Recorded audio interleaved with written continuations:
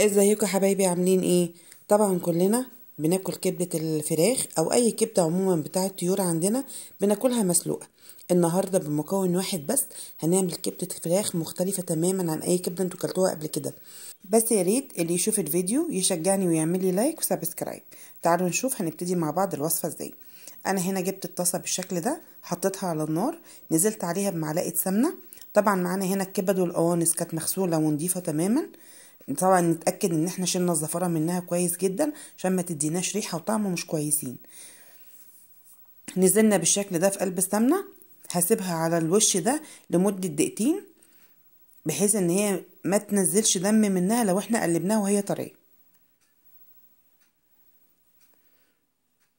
هبتدي هنا بقى انزل بورق لورا مستكة حبهان، طبعا بيدوا طعم مختلف تماما للطيور عموما واحنا بنشوحها بالطيور او الكبدة اللي انا بعملها دي.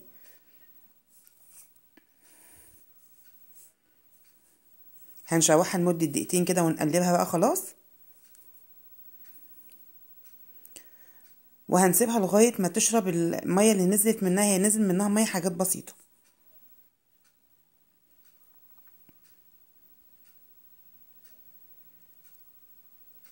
هنا كانت خلاص شربت المية بتاعتها. هبتدي ابهرها بملح، فلفل اسمر، والكبابة الصيني. الكبابة الصيني دي بتديها طعم مختلف تماما عن اي كبدة انتوا كلتوها قبل كده. نزلت كمان بفصين توم متقطعين قطع شرايح بالشكل ده كده.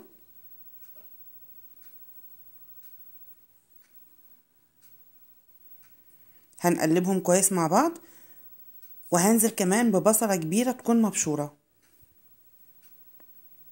هشوحها مع الكبدة وهقلب فيها لمدة دقيقتين او 3 دقايق لغاية ما البصلة تبتدي تدبل معانا.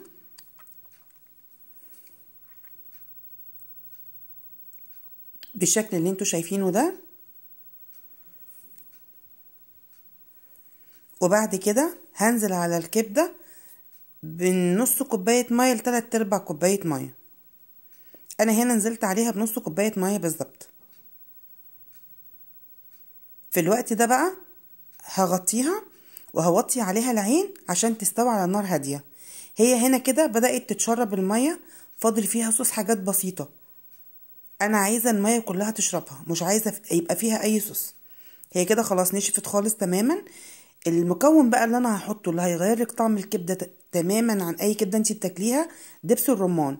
انا هنا نزلت عليها بمعلقه دبس رمان كبيره،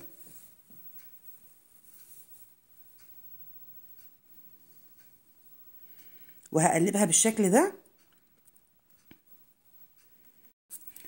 وهطفي عليها النار على طول. وده شكلها بعد ما خلصت. ناكلها بقى مع حبه عيش بلدي وبطاطس محمره وعصره ليمون. بجد الطريقة دي مختلفة تماما في الطعم عن اي كبدة انتوا كلتوها قبل كده. طبعا رشة البقدونس دي بتدي طعم تماما مختلف.